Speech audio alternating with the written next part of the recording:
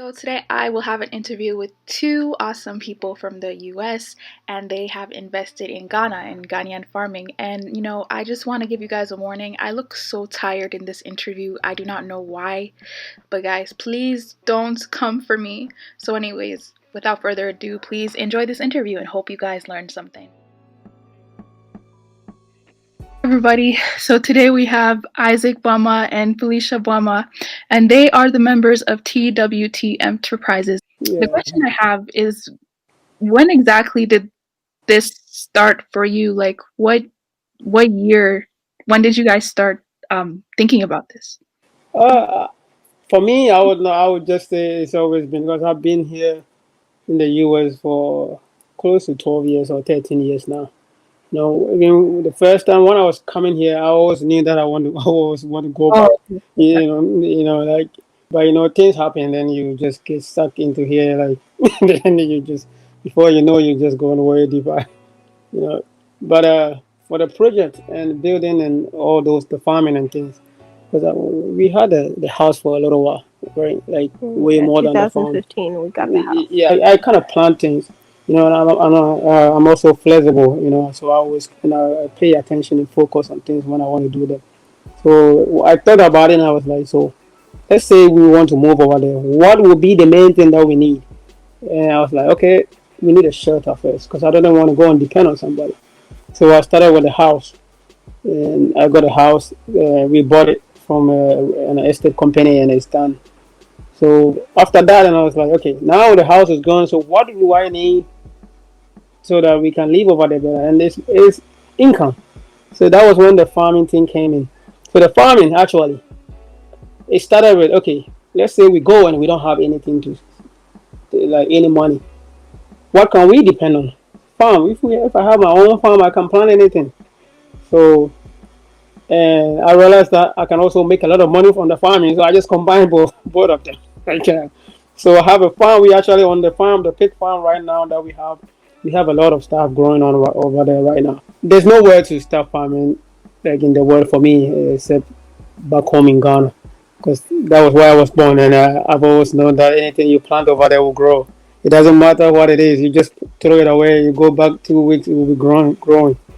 So, but the inspiration is you know, over the going back home was, with for the past 5 years, I see people, almost everybody, like people are starting to move to Africa, and it's a lot of people, not just few, like so many people, because everybody realized that we have a lot over there more than wherever they are.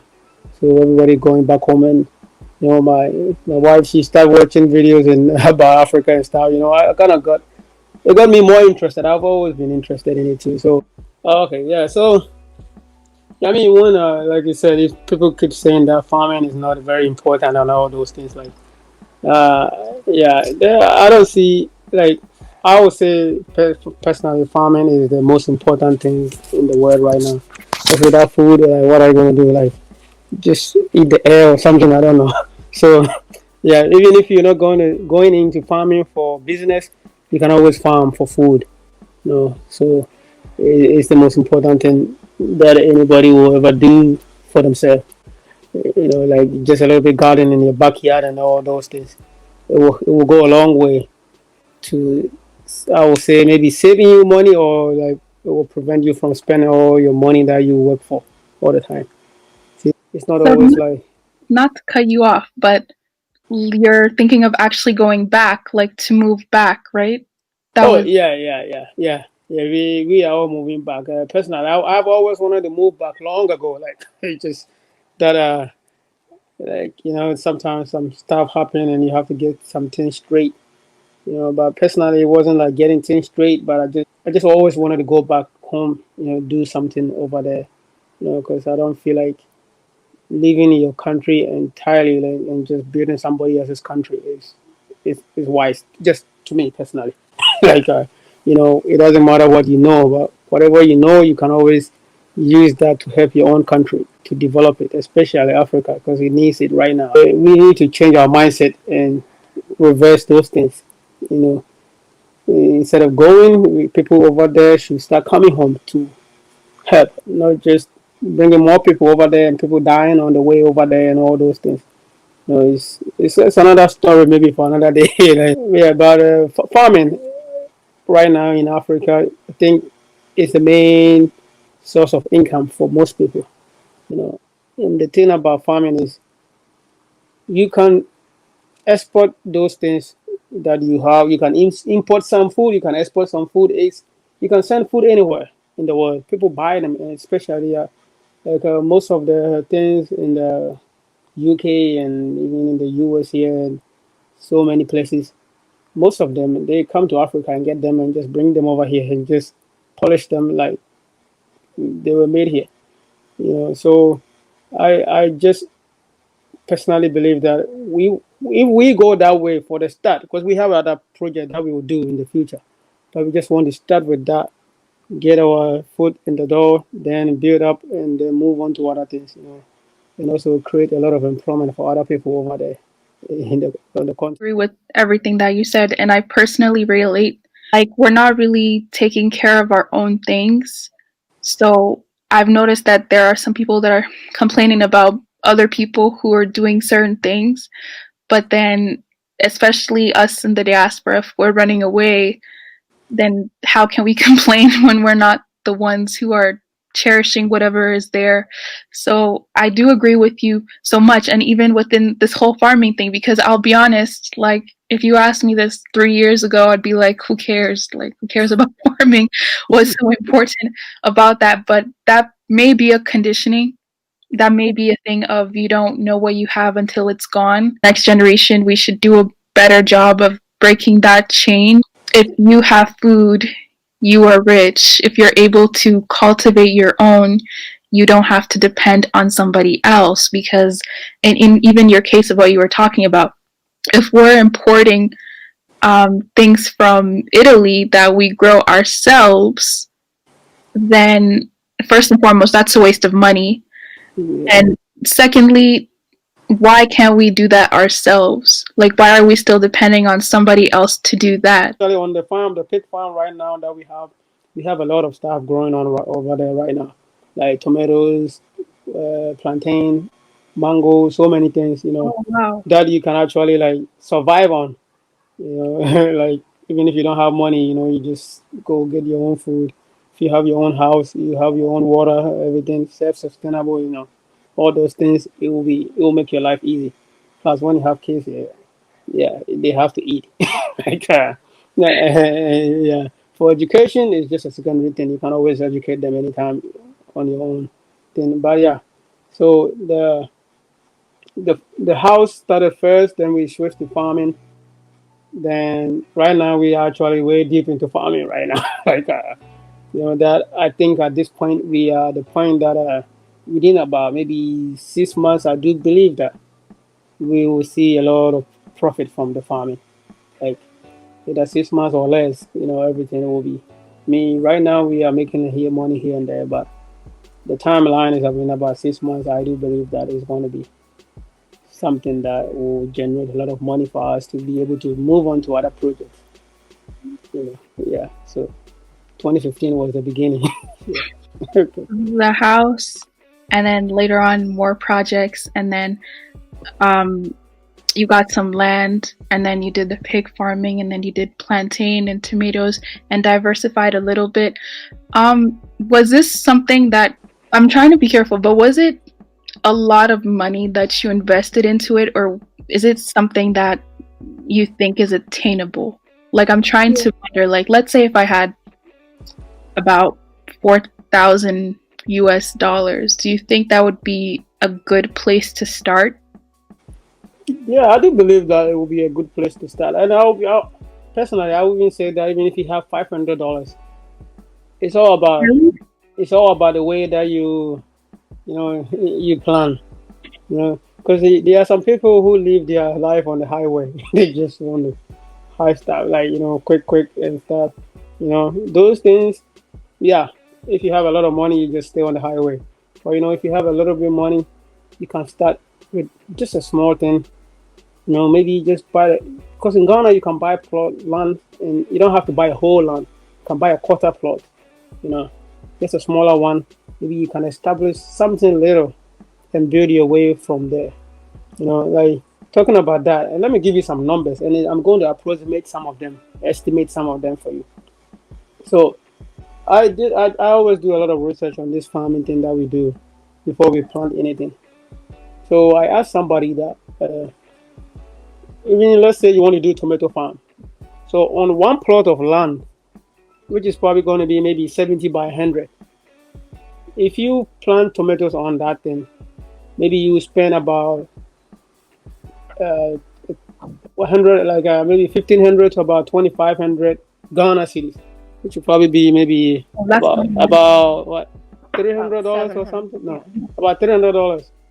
But guess what?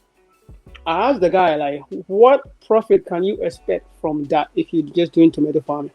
And he's like, anywhere from, if you spend 2,500, you can expect at least about 25,000 Ghana profit.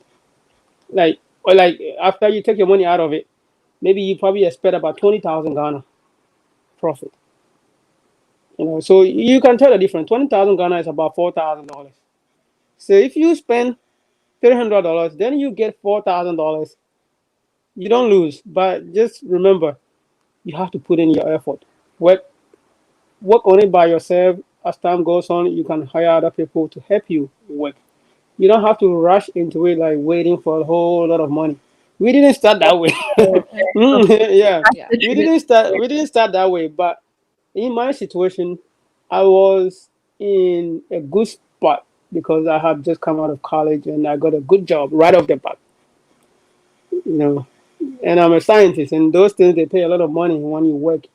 So it kind of helped push things faster because uh because of that. But we still started gradually. Get hitting here and there and there. Before you know it, 5 years you have so many things that you probably can count them. So if you are trying to farm, just don't think big. Like let me get maybe 10 acres, whatever, whatever. Just get a little bit. Start that. Connect with people. Where can I sell this thing? You're going to have to put your energy into it too. Like because in the beginning you might not be able to hire people, but you put your energy into it. Give it maybe about 3 months, 4 months. You will see profit from it. no, because you have connections, but still, didn't you Yeah. have to be there to see how something? No. Yeah. So here's my story. The reason why I do believe it's possible. I went to school, high school, and everything over there in Ghana. And when I was growing up, we have a big front yard in my house. And that front yard, I didn't see it to be somewhere like a playground. No, I used that. I planted stuff on those things, and it took care of me. You see what I'm talking about? And I was able to not depend on my parents or nobody. I was always feeding myself from what I planted. It was helping me, and some of my friends would come over, and they are able to take some of them with them. I wasn't selling them, but it helped me. So the same mindset. I wasn't over there, but I knew that I can help people. I can let people believe in what I do believe in for them to do what I want for me, and them to help them. So that's how it started. My family started it, then we started hiring people, and now we have a lot of people working for us. So you don't have to be there, but if you don't have enough money to start to pay people to do that for you, you can go yourself. Just figure out, get people somewhere that you can live for a little while. Rent is cheaper over there, depending on which area that you're going to be. You probably spend maybe you can pay maybe $200 for rent for about a year's rent or 2 years rent, depending on which area. Yeah, Because you can be in a village, and the village is only like maybe 10 Ghana cities a month for rent, I can't. which is like That's amazing. $1.50 a month, something. See, yeah. How do I know this? Because on my farm when we started it, I rented a house for the people working over there. That was how much I was paying. Are you serious? Yeah, because I had to get them somewhere to live for them to start the project. And they lived there for about a year. I only pay maybe like $20 or $10 for the whole a year or something. So it's all about getting the right information from people. Don't just rush into stuff. I take my time when I'm doing things, but there are some times that you have to rush into getting things done. But it always pays off when you take your time, do the correct research and learn from the right people. You will spend money, but it's not going to be much if you build gradually. But if you want to build like quick, you're going to spend a whole lot of money because everything like it just like if you want things faster, you pay more for it. But if you gradually build it, you pay less for it, and you'll be very very prosperous, whatever. What was the easiest thing to take? Uh, I would, when it comes to farming, nothing is easy, easy, but it's just a matter of timing, you know, and also knowing what will sell and what will not sell. Let's It's a say if lot of market research. yeah, it's a lot of You have market, to. yeah, because if you're going to plant maybe avocado, you're not going to get any profit from that thing for maybe about it's going to take you about 3 or 4 years before you see that thing grow, you know. But something like tomatoes, okra, those vegetables, they grow really quick. So you can expect some money from them within 6 months or less. See, so if you start from those things, because we started with the pigs, which takes a lot of money. That I wouldn't lie to you. It takes a lot of money because you have to build the structure and everything, then buy the pigs, which is expensive too. Because and then, like I said, I had that money set somewhere, and gradually I built on it. Then I moved to different things, and now we don't even have just the pigs. We have like sheep. I have sheep, and we have chickens and Oh, other so many other things like like so. There is not an easier one, but my advice is, if you don't have a lot of money, start with something that will bring you money as quick as possible. Then you build on that thing as you go, because then you don't have to like wait for years or work for years and no profit for maybe like 5 months because you will give up if it lasts that long. You might lose hope in it. So the easiest one is probably going to be just start with tomatoes because they grow faster. doesn't it take a lot of labor though? Isn't it a lot of, Oh, like physical work? uh, Yeah. it's okay. Yeah, depending on what you call physical. Because I can work, I don't mind doing things, and I will say that it's easy for me, but it might not be easy for somebody else. See, but farming itself, yeah, it takes a lot of work, but at the same time, it doesn't take a lot of work. It's just a lot of planning. That is the thing about farming.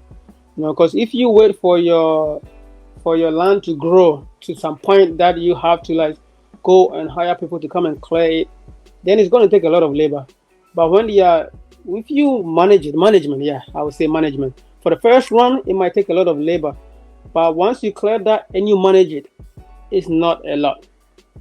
Because at that point, it will be about management. Because when you plant, let's say tomatoes, you because because you are starting up, you don't want to go and buy a lot of chemicals, all those fertilizer, all those tractor and all those things trying to do it. But you yourself can manage that, maybe clear the weeds around the plant, you know, because you probably do that maybe like once a month just to maintain it.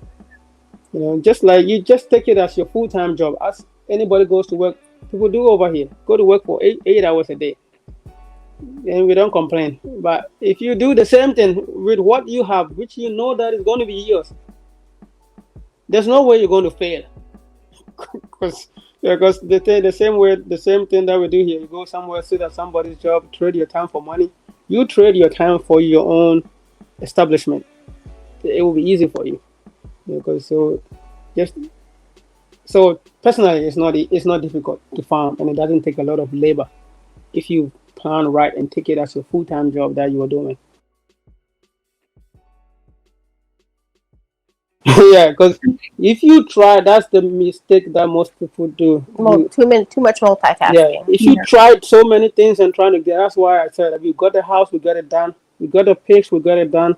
We get this one and we got it done. So as the law now, the pigs is be able to sell some, give us money here and there to do other things. You see, then it helps you as you go along. It will build it up. So the things that you are doing will become easy after a while because you don't have to work hard to push money into it.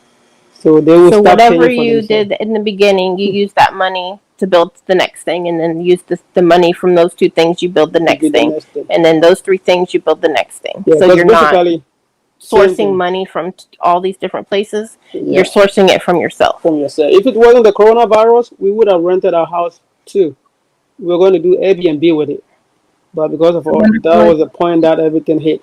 So it was going to be the one providing for everything that we have, going. But then that happened. So yeah, what you said. The question yeah. So like in about 10 years, right? Oh, okay. Yeah. So yeah, I told you that I'm a scientist. That's what I do. So I have other things planned on that in that route. For that, I'll just keep it as a secret just to myself because that's my main thing. That's my main reason why I'm moving over there is that particular thing. Yeah. We also have some land to do some affordable housing and stuff on. Is the land just diversified in different areas? Yeah. So it will be like for real estate and housing, rent, and maybe supermarket and stuff. But yeah. So those things we are kind of heading towards that way, the farming. Well, at this point of the interview, they were actually telling me what their future plans are, and their future plans I thought were just so amazing and so great that out of privacy, I decided not to include that part.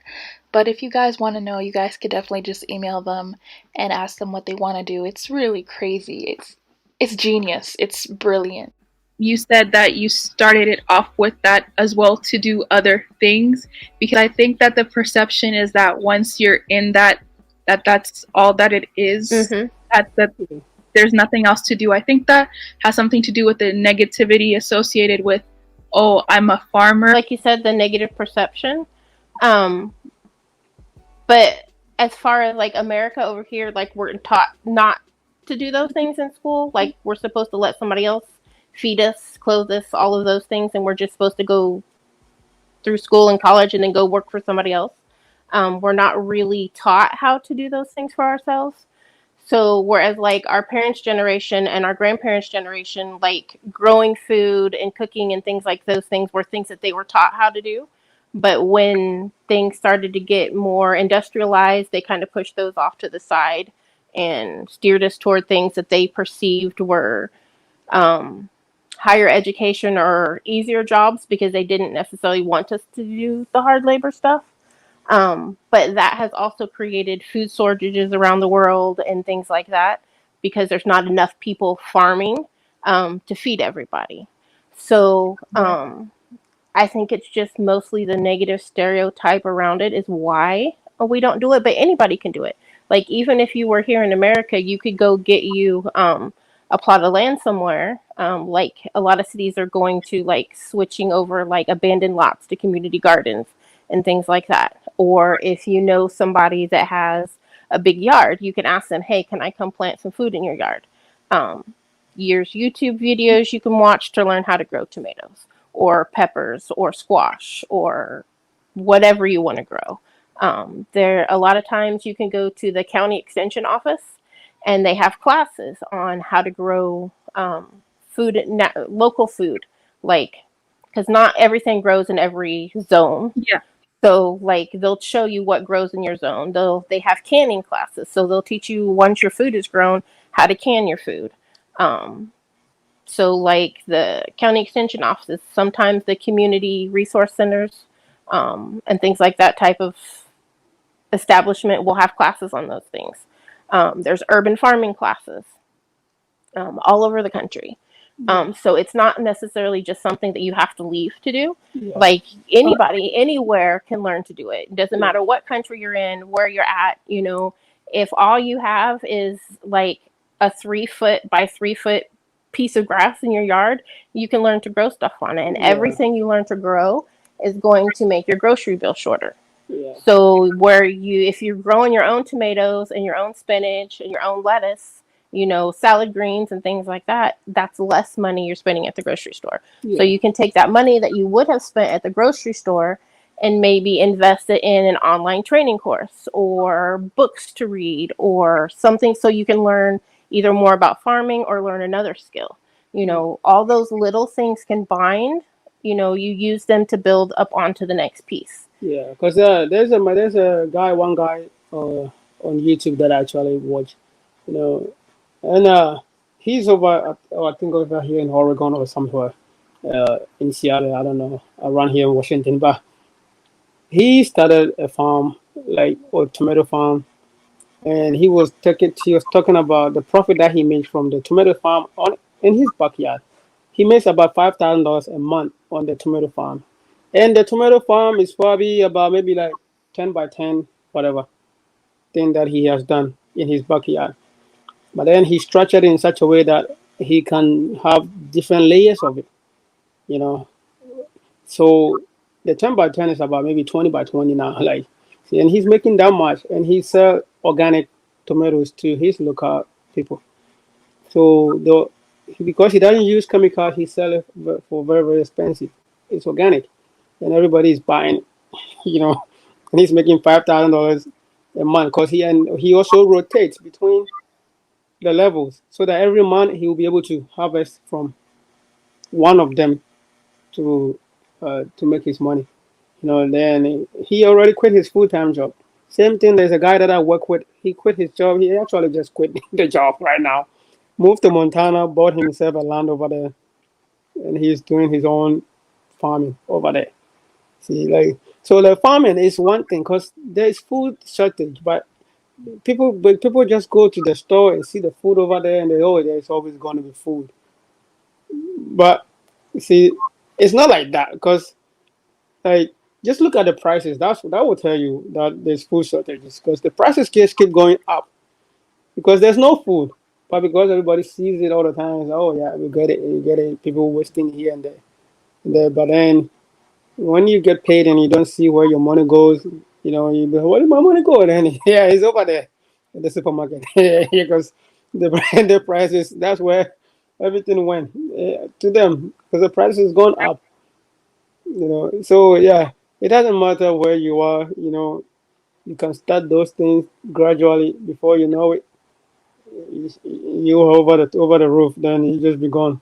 Because people, like I said, people always want things like right now and here and in a lot abundance. They don't think about, let me start gradually. Here, $1 here, 1 cent here. You see, like I know this is about farming, but I'll tell you this: when I'm walking around and I see like a penny, like a whatever on the floor on the ground, I Mhm. don't walk past them. I pick them up. I have a jar over here. She can tell you that. Come back and I put them in.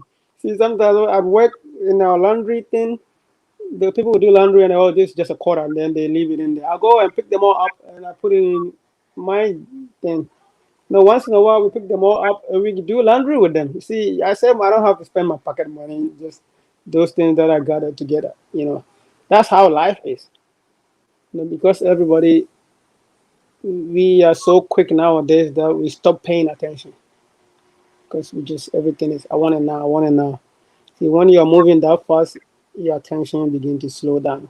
But when you're moving so slow, doing things a little bit at a time, you begin to focus and you pay attention to the things around you. Like there's a proverb, I don't know how exactly it goes, but I forget it. But it goes in this way that, you know, like like there's we call it a turtle, whatever, a turtle like a tortoise, whatever you call it. Yeah, the turtle. Yeah, a turtle. I mean, I think you've probably seen it before. Yeah. You run in a race like a dog or whatever, run really fast, and once they get to like a somewhere there's a pothole, whatever, they don't see it because you run so fast, and they just hit you whatever and broke their knee, whatever, trying to get there faster. But the turtle going so slow, he gets there, he sees the pothole, walk around it, and finishes whatever the journey that he's trying to go on. See, the same thing is when you apply that to life. When you move that slow, you become perfect at whatever you are doing because you are paying attention to what you're doing and you are learning from. You're able to go back and learn from your mistake because you're not going so fast. You can look back, oh, this is what I did wrong. Fix it quick and go and just keep moving. So when you're going so fast, by the time you realize that you made a mistake, you had already gone far because you are moving too fast. Then you can come back and fix it. Happens a lot. see, that's the thing. I know, but yeah, just get about maybe get right on track on farming thing. But yeah, coming to farming, there's a lot of money in farming. I didn't If, even know that, to be quite honest. Have yeah, yeah, there's a lot of money in farming. Like They uh, were projecting Ghana's market to be about $46 billion over the next 2 years yeah, for it to become that big of a market. So if you can get in on it now, once the end of that couple years is over, when it gets to that $46 billion, you can have a nice chunk of that. see, While the land is still cheap, yeah, enough that you can afford it, and the resources aren't all gone. yeah, Because as people are realizing more and more that there's stuff there and going to get it, it's supply and demand. So if while there's not a demand, it's cheap. The more yeah, demand there is, the higher the prices go. So it's kind of a catch-22 thing. So like you said about the little bit. So if you only have $500, go get you a small plot somewhere, start on something, use the money made from that small plot, buy the next door plot, or buy a plot down the street, and then you have two plots, and then you take those two plots and you buy two more plots until you get to 100 acres yeah, or 1,000 acres or however many acres you happen to be able to get. But if you don't start, yeah, you it's harder to come up with all that money at one time, and that's where a lot of us run into not doing anything because we think we have to have 10, 20, $30,000 to do something. But if you start with something small and you just reinvest that same amount of money, you know, each time into itself, it grows. Because yeah, like even most of the richest men in America started with something small and they built it to something bigger. All we see right now is like Amazon is this huge, ginormous corporation. It right. started in somebody's garage, with them delivering packages out of pickup trucks. But now they have multi-billion-dollar companies across the place with warehouses all over the world, and planes and trains and boats and cars and everything delivering packages now, including drones. You know, but yeah, not too long ago, they were just chilling in a garage, putting stuff in packages, shipping it off somewhere. yeah. So it's the same concept, but we don't see The big the picture. journey. We only see the end result. So it's the journey part that we have to learn about, and how where we have to focus on is getting back to the journey instead of just trying to just jump from one spot to the end result, because we it's really a big hurdle if you try to jump from nowhere to something. Yeah. Then if you start, taking little baby steps, then you get there.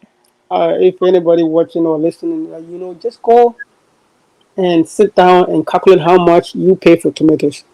You know, and just by yourself alone, just multiply that much money by maybe 1 year and see, the money that goes out of the door.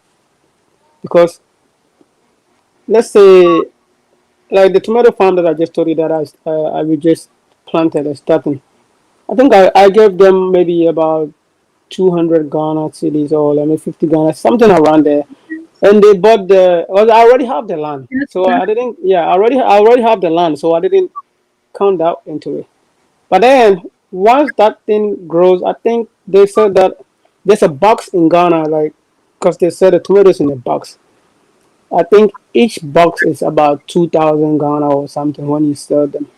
You know, like, because 2,000 Ghana, let's say if you get 10 of them, it's about 10,000 Ghana or whatever, which is about close to $2,000 Mm-hmm. something. You see, so 200 Ghana was how much is it even, like $40 or something? Mm-hmm. Yeah.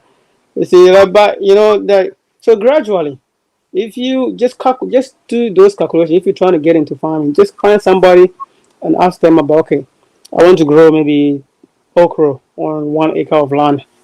Uh, how much money do I need? How much are they selling the okra for? Then you will know your profit. Okay, I can do this, or I can do this, or maybe I can do 2 acres, I can do 1 acre. You know, even if it's not just that thing that, if you don't want to start with farming, like there's always something over there, because it's a developing economy. So there's always something over there that you can do. One thing that I actually told one of my friends, he's actually trying to move out of here to go to Ghana, somewhere in Africa. So, yeah, but he's good with tools, like fixing things. So I told him that, you know what? Let me just give you an idea. I have a tractor over there right now, and we need tools, but so it's so expensive. So most people can't afford them. But then they have to improvise with tools, some other things that they can find. So I told him that, you know what? You can just buy tools from here, go over there and rent them to people. That's a wonderful idea. You make a lot of money from it just by renting the tools to people. You don't have to be the farmer, but you can rent farm tools. See, so if you know that, okay, I can buy like a planter, you can buy it and go to the areas that they do farming and rent the planter to them. Then you make your money from it. So, and that I can say that is considered farming too, because you are helping the farmers. So you don't have to be the one planting them, but you can think of a way that will be important to agriculture and go that and take that route. Do your own background check. Don't just hand money to people. Yeah. So I would just, if I can get on my knees right now, do that and beg you, don't just hand money to people. Just do your background search before you hand money to people. Otherwise, you're going to be crying. You might be happy that you met the right person, but most of the time you might be crying. So just don't blindly go into business with somebody you don't know. Thank you guys so much for this juicy, awesome, and actually very simple, straightforward information. Again, if anyone is interested, please email them. You guys are okay with us putting your email, right? Yeah. Yeah. Okay. Yeah, it's fine. Yeah. Awesome. So thank you guys so much again. I really do appreciate it. Thank you so much. And You're welcome. I definitely hope to keep in touch, and I will come with you with all my questions because go ahead. We're always here to help. Awesome. We're always able to help. Thank you.